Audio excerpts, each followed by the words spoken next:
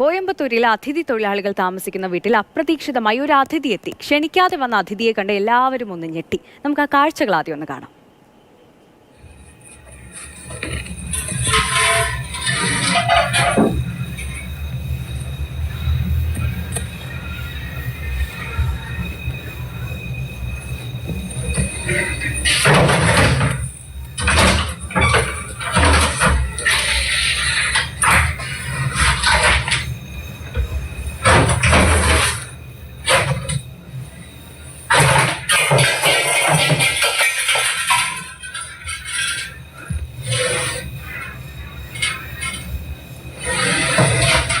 ആതിര പുതുവയലിൽ നമുക്കൊപ്പം ചേർന്നുണ്ട്. ആതിര വന്ന് അടുക്കളയിൽ വരെ കയറി തുടങ്ങി ആന. ആ കഥ കടക്കുന്നത് കണ്ടപ്പോൾ ഞാൻ ഓർത്ത് കഥകൊക്കെ ചരിയിട്ട് ആള് തിരിച്ചു പോവുകയാണെന്നാണ് വിചാരിച്ചത്. അല്ലേ ഇതെന്താ സംഭവം?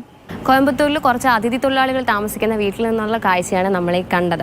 അവർക്കുള്ള ഭക്ഷണമൊക്കെ തയ്യാറാക്കി ഇങ്ങനെ നിന്നപ്പോഴാണ് എന്തോ ഒരു സൗണ്ട് കേൾക്കുന്നത്.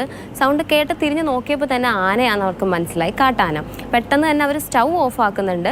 പുള്ളിക്കാരൻ്റെ ആ ഒരു പരാക്രമണം കണ്ടാൽ തന്നെ അറിയാം, നല്ല വിശന്നിട്ടാണ് പുള്ളിക്കാരൻ നിൽക്കുന്നത്. എന്തെങ്കിലും ഒന്ന് കഴിക്കാൻ കിട്ടിയാൽ മതി. അവിടുത്തെ സ്റ്റൗവിൽ ഇവർ കുക്ക് ചെയ്തുകൊണ്ടിരുന്ന അത് നോക്കുന്നുണ്ട്, മറിഞ്ഞു കിടന്ന ഗ്യാസ് കുറ്റി നോക്കുന്നുണ്ട്, അവിടെ ഒരു പാത്രം ഉണ്ട് അതെല്ലാം നോക്കുന്നുണ്ട്.